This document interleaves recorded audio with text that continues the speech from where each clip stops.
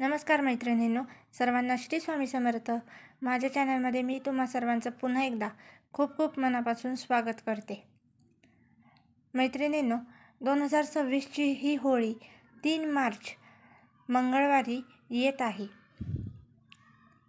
पण तुम्हाला माहिती आहे का, होळीच्या अग्नीमध्ये जर या 7 वस्तू टाकल्या तर वर्षभर तुमच्या घरात सुख, शांती, समृद्धी आणि लक्ष्मीचा वास राहतो.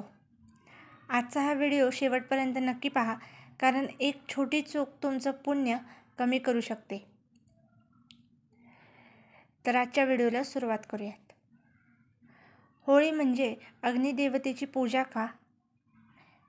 हिंदू धर्मात अग्नीला देवतांपर्यंत पोचवणारा दूत मानले जाते.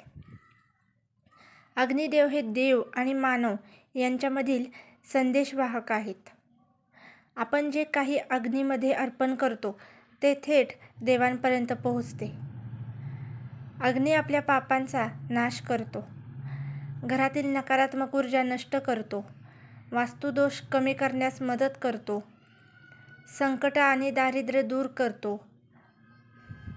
होळीच्या दिवशी अग्नीची पूजा केल्यामुळे पूर्वजांचे आशीर्वाद मिळतात, नकारात्मक शक्ती नष्ट होते, आजारपणापासून संरक्षण मिळते, आर्थिक अडचणी दूर होतात, घरात सुखशांती निर्माण होते.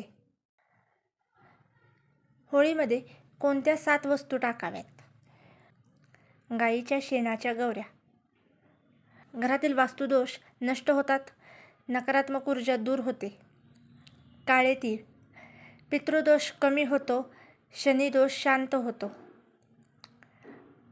मुठभर जऊ म्हणजेच सातू.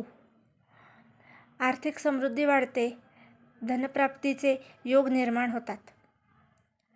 नारळ. संकटांचा नाश होतो, घरातील अडथळे दूर होतात. तांदूळ. अन्नधान्याची कमतरता भासत नाही. साखर किंवा गूळ. नातेसंबंधात गोडवा निर्माण होतो. कापूर.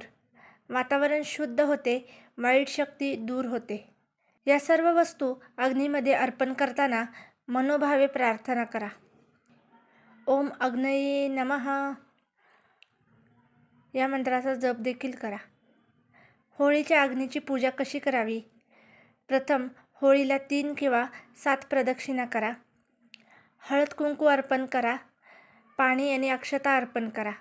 मी आत्ता ज्या वस्तू सांगितल्या त्या अग्नीमध्ये टाका. आपल्या कुटुंबाच्या सुखसमृद्धीसाठी प्रार्थना करा. मैत्रिणींनो, होळी हा फक्त रंगांचा सण नाही, तर आपल्या जीवनातील नकारात्मकता जाळून टाकण्याचा दिवस आहे. 3 मार्च 2026 रोजी येणाऱ्या होताशनी पौर्णिमेला अग्निदेवतेची मनोभावे पूजा करा आणि या 7 वस्तू अग्नीमध्ये अर्पण करा. तुमच्या घरात सुख, शांती, समृद्धी आणि आनंद कायम राहील. जर हा व्हिडिओ तुम्हाला आवडला असेल तर व्हिडिओला लाईक करा, शेअर करा आणि चॅनलला प्लीज सबस्क्राईब करा.